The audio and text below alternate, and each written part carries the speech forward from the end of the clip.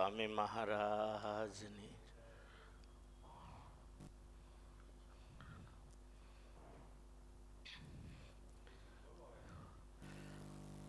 આપણો સંપ્રદાય સેવા પ્રધાન ગણાય. ગઢડામાં અન્નકૂટ ઉત્સવની સેવા હાલતી હતી ત્યારે બહેનો ઘેલેથી પાણી ભરી ભરીને લાવતા હતા. માથે 2 બેડા હોય અને કાખમાં 1 બેડું હોય, અને એ ઘેલેથી ઉતાવળે ઉતાવળે આવે. એક બેન બીજીને કે હું પહેલા લઈ જાઉં, ઓલી કે હું પહેલા લઈ જાઉં. બ્રહ્માએ આકાશમાંથી જોયું ને, શરમાઈ ગયા. મેં કે શ્રીનું નામ અબળા પાડ્યું, પણ આ અબળા નથી, આ બળવાન છે. વળી શતાનંદ સ્વામીએ એવું લખ્યું, સેવા ધર્મ પરમ ગહનો યોગીના મપી અગમ્યમ.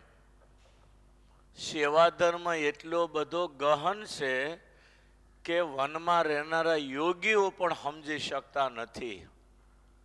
એને તો સત્સંગની વચ્ચે જન્મ લેવો પડે તો ખબર પડે સેવા શું કહેવાય. આપણો સંપ્રદાય આખો સેવા પ્રધાન, ભક્તિ પ્રધાન. અને હરિગીતાની અંદર સેવાને ભક્તિ ઉપર અર્થ લીધો છે. સેવા ને ભક્તિ અલગ નથી એવું કે શતાનંદ સ્વામી. તમે મંદિર વાળો એ સેવા થઈ, પણ એનું બીજું નામ ભક્તિ પણ કહેવાય. આ શતાનંદ સ્વામીના વિચારો. એટલે સેવા છે ને એને પાછી મુક્તિ કહી છે. સેવા મુક્તિ સ ગમ્યતામ. શિક્ષાપત્રીમાં મહારાજ લખ્યું કે સેવાને મેં મુક્તિ માની છે. એટલે સેવાનો બહુ મોટો મહિમા છે. બધાય મંદિરમાં આવા સેવા મંડળ છે. અહીંયા જેમ બહેનો રોજ પોતા મારે છે, પુરુષો પોતા મારે જે સેવા કરે છે, એવી ભુલેશ્વર મંદિરમાં ખરું ને, એવું મુલુડ મંદિરમાં ને, એવું ઘાટકોપર મંદિરમાં, એવું જ વડોદરા મંદિરમાં ને, એવું જ મંડળ ભરૂચ મંદિરમાં છે. કોઠારીએ કહેવું ન પડે હવારમાં, એ આવીને એની મેળે સેવામાં લાગી જ ગયા હોય. અરે ગામડાના હરિમંદિરોમાં પણ આવું છે. કાલે એક ભાઈએ મને કહ્યું, કયા ગામના આવ્યા હતા, રાત્રે જ વાત થઈ હતી. અમારા ગામમાં કે છે આરતીમાં ફરક ન પડે. આ કેશવ ભગતે કીધું હતું, લ્યો ને કાલે. અમારા ગામમાં કે બહેનોનું મંડળ છે, કોઈ સાધુ ભલે ન આવે, કાયમ ભલે સાધુ ન રહેતા હોય, પણ બહેનોનું મંડળ એવું છે કે સવારમાં આવીને એવું મંદિર સાફ સફાઈને હરખું કરી દે અને આરતીમાં 1 મિનિટનો ફરક ન પડે દે. ટાઈમ ટુ ટાઈમ આરતી કરે. અને તમે બધાએ જોયું કે આપણે જે મોટા મોટા ઉત્સવો થયા, અમદાવાદ થયો, ભુજમાં થયો, વડતાલમાં થયો, ગઢડામાં થયો. ભુજની તો વાત જ ન થાય. અબજોપતિના બૈરાઓ લાખ રૂપિયાની હાડી પહેરે ને એ એઠા વાસણ ઉટકતા હોય. મને તો 45 વર્ષ પહેલાનો અનુભવ. આફ્રિકા ગયો તો, નાયરોબી મંદિરના 37માં પાટોત્સવ નિમિત્તે નરેન્દ્ર પ્રસાદજી મહારાજને બોલાવેલા, એની હારે અમે ગયેલા. સભામાં પણ મોહનભાઈ વાઢેર એવું બોલતા કે કચ્છની સેવા એટલે સંપ્રદાયમાં પહેલો નંબર આવે. પૈસે ટકે એવી સેવા. તમે વડતાલ જાઓ તો 100 કે 500 રૂપિયાનો થાળ કરાવો. કચ્છનો હરિભગત ભુજ મંદિરમાં જાય એટલે આજીવન તિથિ સીધી લખાવાની, અને એક વખત પડીકો આપે લઈ જાવ ને પછી યાદ નહીં કરવાનું. દર વર્ષે તિથિનો પ્રસાદ આપજો ને, એ વાત જ નહીં.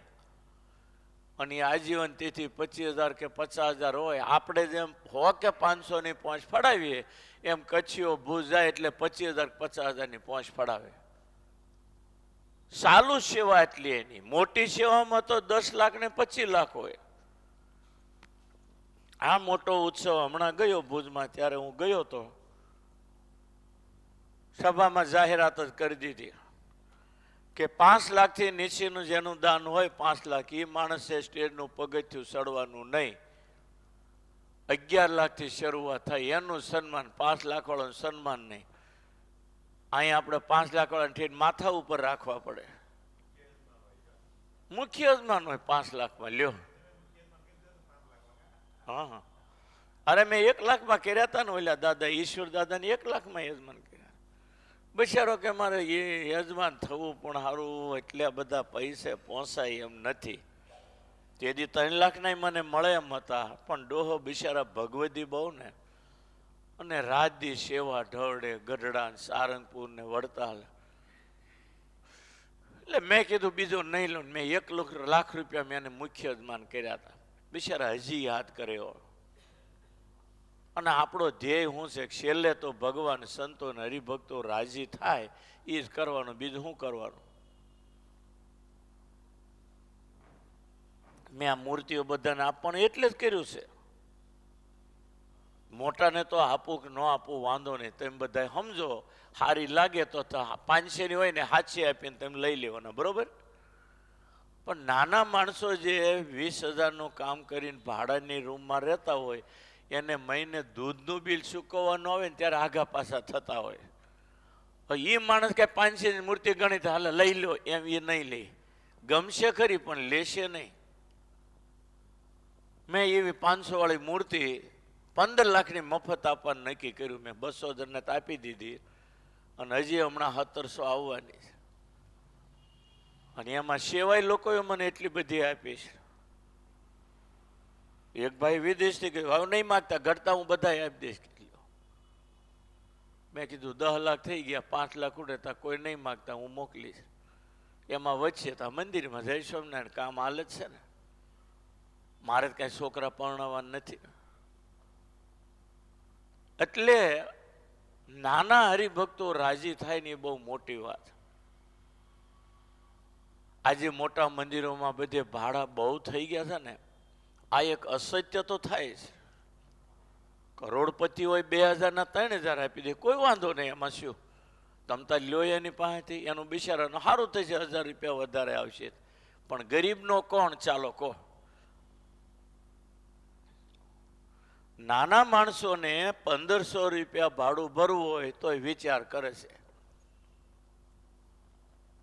હમણાં 7 જણનું છપૈયા ગયા હતા જમવાના ને એ પૈસા માંગ્યા તો એટલે બિચારા 2 કલાક 10 વાગે ગયા ને 1 વાગે નીકળી ગયા જમ્યા વગર. બોલો, એ સુરતી આવે છે. હાવ નાના માણસ બિચારા માંડ વ્યાજ કરીને ગયા ને કે એક રૂમના 2,500 રૂપિયા કે છે. માંડ 10,000 વાપરવા લઈ નીકળ્યા. એટલે આ સંપ્રદાયમાં પૈસા વાળાને હાચવવાનો ધડાકો છે આખા સંપ્રદાયમાં. ગરીબનો કોઈ નથી વાત, યાદ રાખવી, રાખી લેજો. એટલે આવા હરિભક્તો રાજી થાય. ખર્ચો નીકળે એટલું લઈ લો તમ તારે, ખોટમાં મંદિર ન જવું જોઈએ. પણ એનો અર્થ એક 3,000 લ્યો કે એક દિવસમાં કાંઈ 3,000નો એસી થોડો વાપરી નાખવાનો છે. 1,000 રૂપિયા 800 રૂપિયા રાખો. આ વડતાલમાં 800 રૂપિયા રૂમ આપે, એસી રૂમ 800 રૂપિયા. એસી રૂમ છે ને 800 રૂપિયા, 800 રૂપિયા એસી, એનો ખોટ જાય છે. એ બાબતમાં વડતાલને ધન્યવાદ દેવો પડે. 800 રૂપિયામાં એસી રૂમ, 3 જણા, 4 ને હુવા છૂટી, અને બીજે તો કે 3 ચોથા નહીં હુવા દઈએ કે હા 5 જણને હુવા દે. બોલો, એ વડતાલને અભિનંદન. આવી જ મર્યાદા હોવી જોઈએ. તમે ગરીબ હરિભગતને હાચવાનું ગોઠવો ને એમાં જ આશીર્વાદ છે. આપણો સંપ્રદાય સેવા પ્રધાન છે. તમે જોજો ગરીબ માણસો છે એની ડબલ સેવા કરતા છે મહેનતની. તમારે બરાબર સર્વે કરવો જ કરીજો. જોકે એમાં મોટાનો એકડો નીકળતો નથી. મોટા લોકો એવી સેવા કરે છે, પણ એની સાથે નાના માણસોની પણ એટલી જ મહેનતથી સેવા છે. આજે જ્યાં ઉતારા થાય ત્યાં 80 જ ઉતારા કરે. એટલે હાદી રૂમો કરો ને નાના માણસ રહે એવું.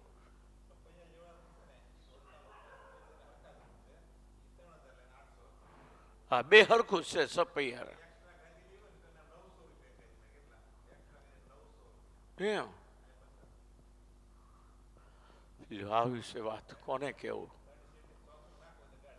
મને તો ઘણી વાર વિચાર આવે કે ન ગયા હોય ને સફેદ મારે ટિકિટો આવવા જવાનું લઈ દઈએ. ન ગયા હોય આ સત્સંગમાં જેટલા જવો એટલે જાઓ.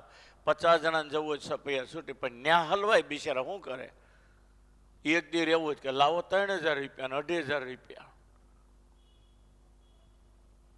હા, લક્ષ્મણ દાદા એ 100 કરોડ રૂપિયા આપ્યા છે, 200 કરોડ સપૈયા ઉતારવા. મારે મળે જ કેવું છે, મારે હેતવાળા છે. આ ધંધો શું કામ કરો? હાદી રૂમો કરો, 100 રૂપિયા ભાડા 200 રૂપિયા.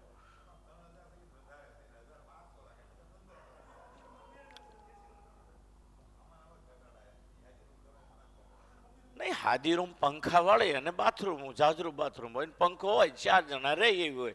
એટલે એક કુટુંબ ગયો બિચારા રહી શકે. અને તમે એના કદાચ 500-1000 લ્યો ને ત્યાં સુધી વાંધો નહીં, પણ 2500 ને 3000 એ ગરીબ માણસને માટે કામનું નથી. અને આ સંપ્રદાયમાં સૌથી મોટી સેવા જોજો ગરીબ માણસોની જ હશે. આપણે આ શાકોત્સવ થાય છે ને ત્યારે નાના માણસો તૂટી જાય એટલી મહેનત કરે. તમે એ જ્યારે વઘાર કરીએ ત્યારે જોવા આવજો. હા, જયંતિ કટુડા અને ઓલો મનસુખભાઈ પોતા મારો, નાના જ માણસ છે, રોટલા કાઢે છે, પણ એની મહેનત તમે જોજો કેટલી છે.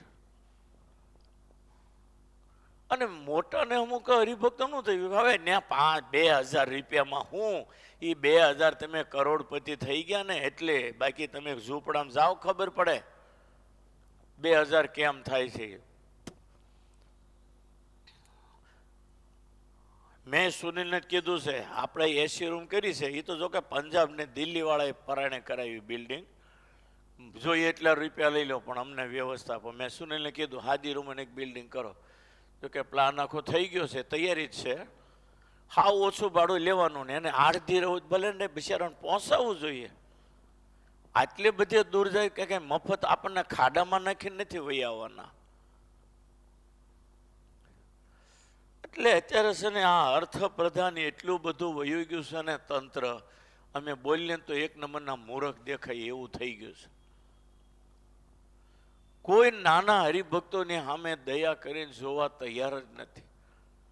અને એ બિચારા કોઈને કહીએ કે કહે તો કોઈ સાંભળે નહીં. પૈસા વાળા તું ગાડી શોખમાં આવે તરત હાર આમ પહોંચી જાય, હાલો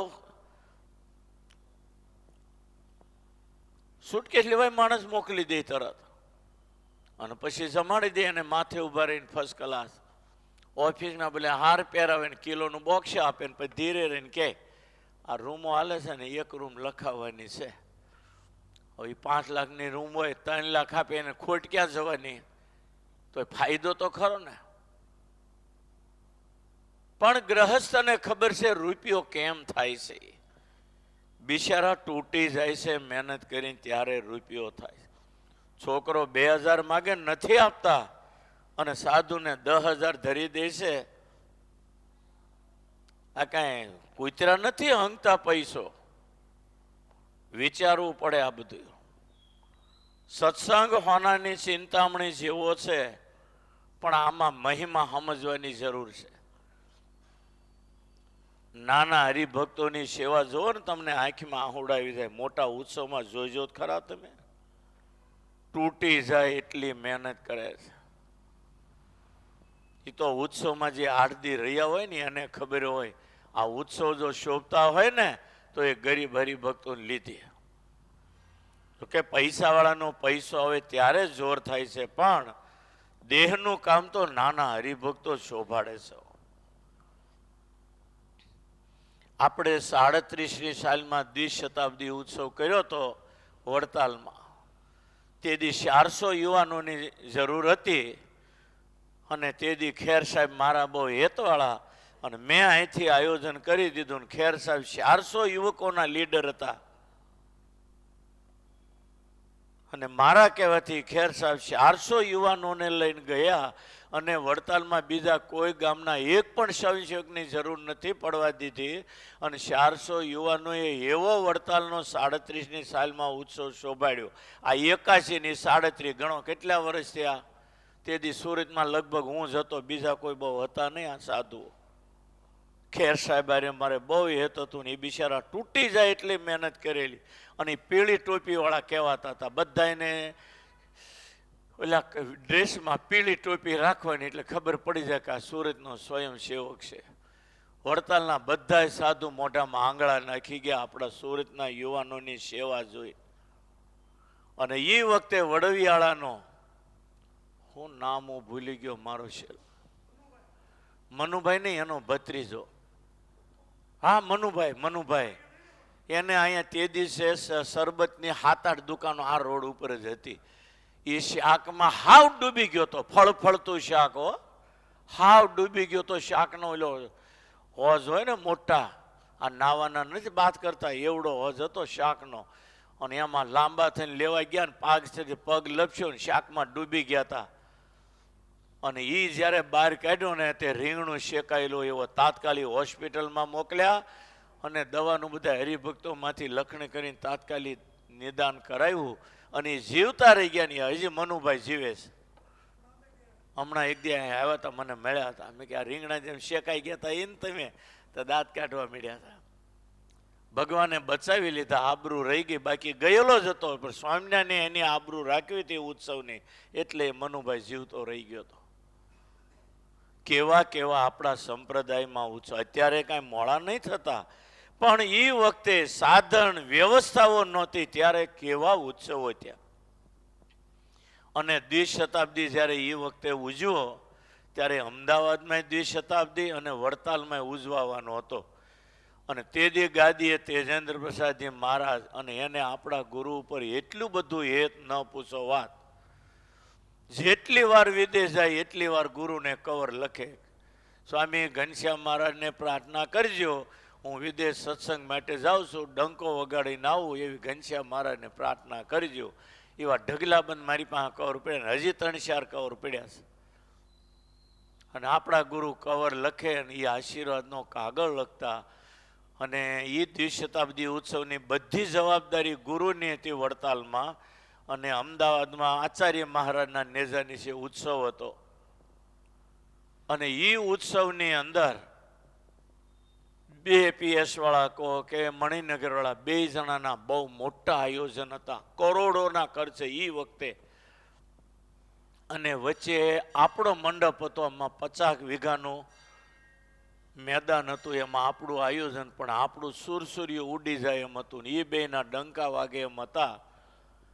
અને એ વખતે એની જેવું આપણા જોર કરીએ કેમ નહોતા, કારણ કે એને વિદેશનો પૈસો હતો ને આપણે અહીંનો પૈસો હતો. તેથી આપણા કોઈ વિદેશ બહુ જતા નહીં, એ લોકો વિદેશથી તો ડોલરમાં લાવતા હતા. એટલે એવા ડંકા વગાડ્યા ને આપણી આબરૂ જાય એમ હતી.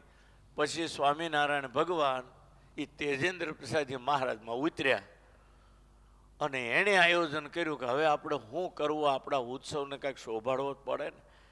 ઓરિજિનલ વસ્તુ ઓલ્ડ ઇઝ ગોલ્ડ, હોનું બધું આપણી પાસે હતું, એ તો પેલો પ્લેટિનિયમ બોલ્યો તો શું કહેવાય એને બગસરાનું હતું, એને આપણી પાસે તો હોનું હતું.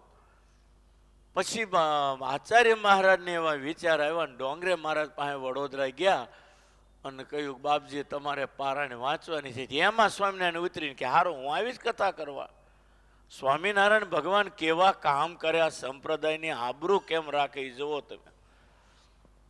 અને ડોંગરે મહારાજ જ્યારે આવ્યા તેથી 1,00,000 માણસની સભા હતી અને સ્ટેજ ઉપર વ્યાસપીઠે બેહવાનું કહ્યું. સામે ઊભા રહીને ડોંગરે મહારાજ વ્યાસપીઠને પગે લાગ્યા અને પછી બોલ્યા, મહારાજશ્રી ત્યાં બાજુમાં ઊભેલા કે આપ બિરાજો. કે હું ન બેસું, પહેલાં તમે બેસો, ગાદી પરસાદીની કરો, પછી હું બેહું. એ ડોંગરે મહારાજે હાથ પકડીને તેજેન્દ્ર પ્રસાદજી મહારાજને ગાદીએ બેસાડ્યા અને સામે ઊભા રહીને પગે લાગી અને ડોંગરે મહારાજ એવું બોલ્યા. તેથી 50 કેમેરાવાળા ચારે બાજુ હતા. ઓકે.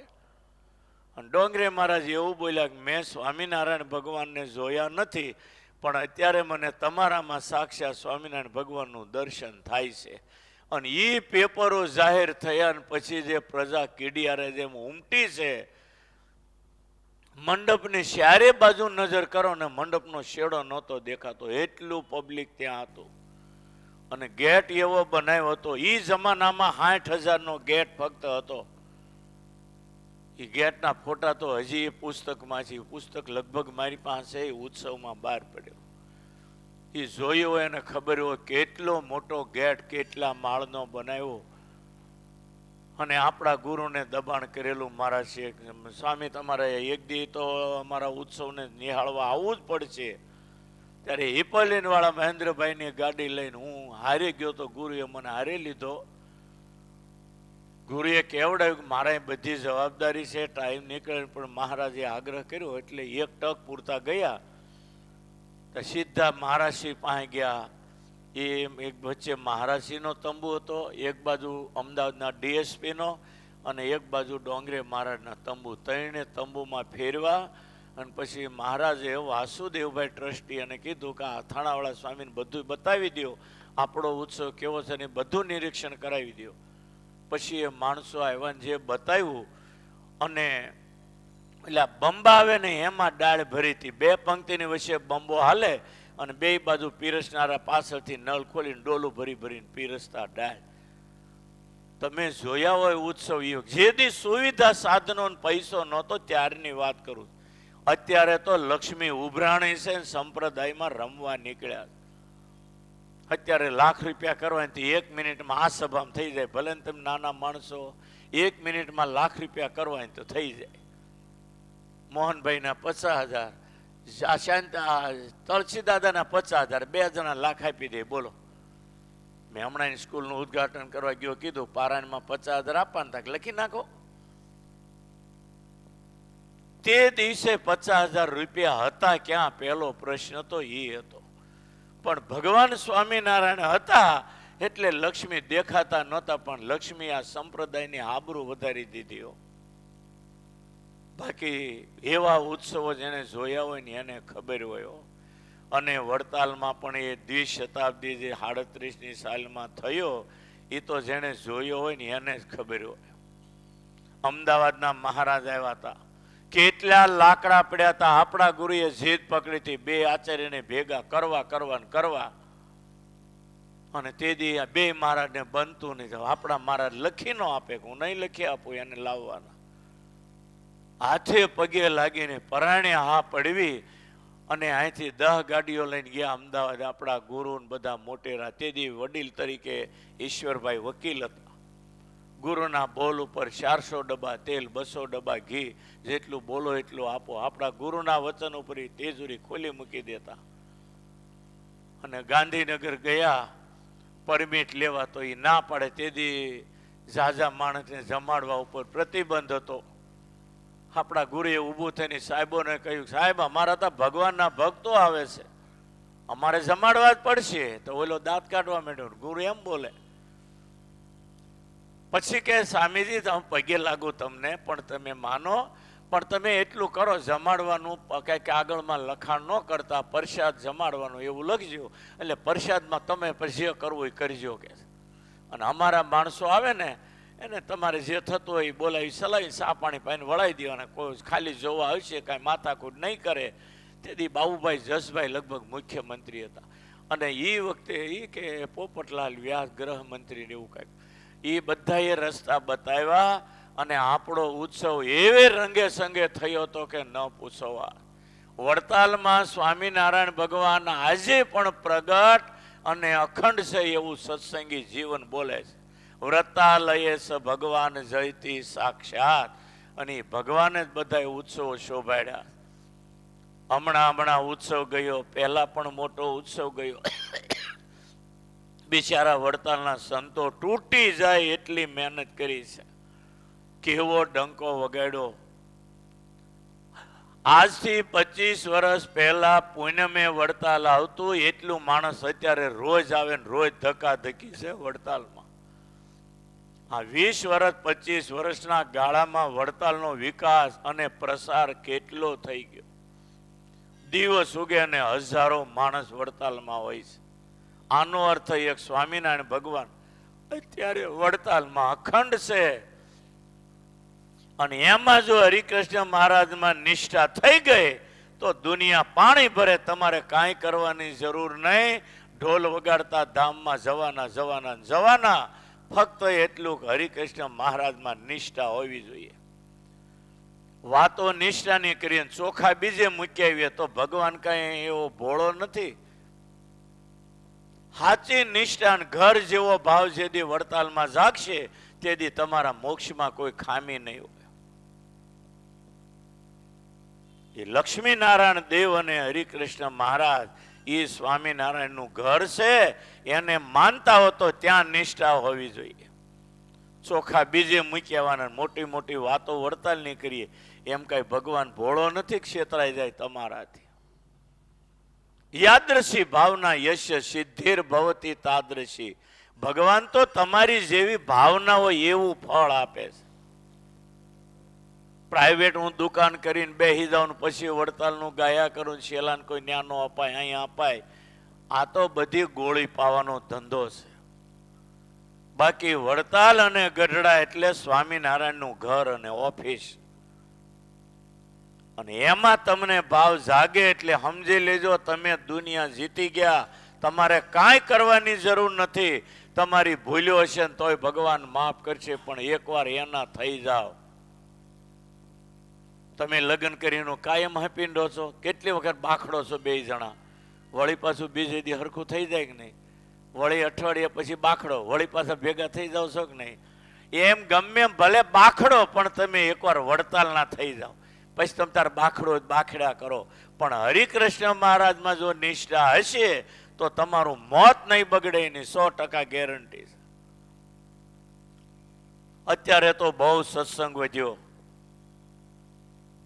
45 વર્ષ પહેલા તો હું એકલો વડતાલમાં કથા કરનારો હતો, કોઈ નહીં. બધાએ વડીલ સંતોના મારી ઉપર એવા આશીર્વાદ. 10 વર્ષ સુધી બે સમયમાં હું એકલો જ પારાયણ વાંચતો. મોટાભાઈ નડિયાદ વાળા એ જ યજમાન, કોઈ નહીં, મારે જ કથા કરવાની.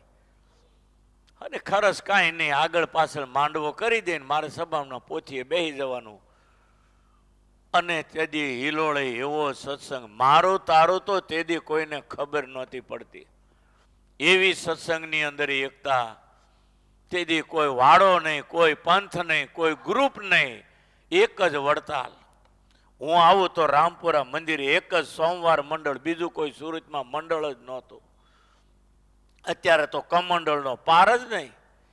પણ એ વખતે એવી સત્સંગમાં એકતા, મારું તારું તો કોઈને ખબર નહોતી પડતી. જોકે આમાં કોઈનો વાંક કાઢવા જેવું ને, યુગબળ કામ કરે. આમાં યુગબળને કારણે પરિવર્તન આવતું હોય. અત્યારે આવું છે, હજી 25 વર્ષ પછી હું હશે આપણને ક્યાં ખબર છે? કાળ જ્યારે બદલાય છે ત્યારે બધે પરિવર્તન લાવે છે. પણ જેણે સ્વામિનારાયણ ભગવાનને ઓળખ્યા, વડતાલમાં જેને નિષ્ઠા થઈને એણે ગોદરું ઓઢીને હોઈ જવાનું, ચિંતા નહીં કરવાની. તમારી ચિંતા વડતાલ વાળો કરે. ફક્ત એટલું નિષ્ઠા તમને સાચી હોવી જોઈએ. સાક્ષાત સ્વામિનારાયણ ભગવાન જે માણકી ઉપર ફરતા એ આજે વડતાલમાં હરિકૃષ્ણ રૂપે ઊભા છે. એમાં સ્વામિનારાયણ ભગવાન અખંડ છે. અને એમાં જેથી શંકા ગઈ તેથી મોક્ષમાં ખામી. કેવો પ્રતાપ, કેવો પ્રતાપ! તમે અત્યારે વડતાલના કોઠારમાં જાઓ તો ખબર પડે. હું સાધુ થયો ત્યારે મહિને 15 દી 1 કે 2 પાકા થાળ આવતા. તેથી 250 રૂપિયાનો થાળ થાય. અને સાણા જેવડા 4, 6, 8 લાડુ તમને થાળમાં પ્રસાદ આપતા. 250 રૂપિયાનો થાળ. અત્યારે તમે કોઠારમાં જાઓ તો વિચાર આવે કે આ મંદિરવાળા કેમ પહોંચી શકે છે? 17 જાતની મીઠાઈ હોય, અન્નકૂટ કરવો હોય ને તો એના વેચાથી મળે. તમે કહો ને બધી મીઠાઈ 1-1 કિલો આપો ને તો અત્યારે 17 જાતની મીઠાઈ તમને કિલો મળી જાય. તમારે રોજ ઘરે અન્નકૂટ કરો ને તો કરી શકો. કોઈ આવીને હાટાનો થાળ લખાવે, કોઈ બુંદીનો લખાવે, કોઈ મોહનથાળનો લખાવે, કોઈ કોપરા પાકનો લખાવે. બધી મીઠાઈઓ તૈયાર અત્યારે. અને કેટલા માણસો કોઠારમાં કામ કરે. હું જોઉં ત્યારે મને એમ થાય કે આમાં કોઠારી કેમ પહોંચી શકે છે. ક્યારેક અંદર જઈને જોવો ને કોઠારમાં, આ તો બારીએથી હાટાનો થાળ એટલે ડબલું આપી દે તમને, મોહન થાળ એટલે તરત પહોંચ ફાડો એટલે આપી દે, પણ અંદર વ્યવસ્થામાં કેટલું માણસ ગોઠવાયેલું. અને લાડુડી વાળવા તો અમે સાધુ થયા ને ત્યારે લાડુ બહુ વાળ્યા, અમે બહુ વાળ્યા. સાંજે 5 વાગે 5:30 ઘી તેલ આપે અમને, તે ત્યાં ડોલકું મૂકીને લાડુ વાળવાના કલાક પછી આપે ઘી. પળી પળી જેટલા મંડળમાં હોય ને એટલી પળી ઘી આપે ખીચડીમાં નાખવા માટે. અને એ લાઈનમાં ઉભા રહીને ઘી લેતા અમે એક પળી, અને લાડુ વાળવાના. અત્યારે લાડુ વાળવાનું તો પૂરું જ પડે એમ નથી. એક દિવસમાં લાખો લાડુ વયા જાય. કેવી રીતે વાળવા? હવે ઓટોમેટિક મશીનો થઈ ગયા, લાડુ વળી જાય ને કોથળીમાં પેક થઈને તૈયાર થઈ જાય. કેટલી વ્યવસ્થા! આ ભગવાન છે ને બધાને બુદ્ધિ યોગ આપે. આપણે જોઈએ ને એમ થાય કે હા કાંઈ થોડું પહોંચી શકાય, પણ મહારાજ છે ને બધામાં ઉતરીને આવા કામ એવા શોભાડે છે. ક્યારેક તમે વડતાલ જાઓ ને કોઠાર જોજો તો ખરા, ખબર પડે કેટલી ધમાલ હાલતી હોય, પણ ક્યાંય તમારે અટકે નહીં કામ. એ પુરુષોત્તમ નારાયણ વડતાલમાં બિરાજે ને એનો આ પ્રતાપ છે. બીજા તો હોટલોમાંથી લાવીને ફરસાણના અન્નકૂટના પડીકા કરીને આપે. વડતાલમાં એ વસ્તુ નથી. ભગવાનને ધરેલો જ અન્નકૂટ મળે, હોટલના પડીકા ન મળે. બાકી બહાર તમે જુઓ હોટલના પડીકા આવે છે. જેટલો ભગવાનનો ડર રાખીને એના થઈને રહેશો ને એનું ફળ મળવાનું. અને એમાંય વડતાલમાં નિષ્ઠા રાખો. તમારા ઘરના વ્યવહાર ભગવાન સાચવી લે. તમારે ઘરની ચિંતા ન કરવી પડે, ભગવાન તમારી ચિંતા કરે. પણ એક વખત એના થઈ જાઓ અને એના થઈને જીવી જુઓ, જોઈ લો જિંદગી જીવવાની કેવી મજા આવે છે. સહજાન સ્વામી મહારાજ.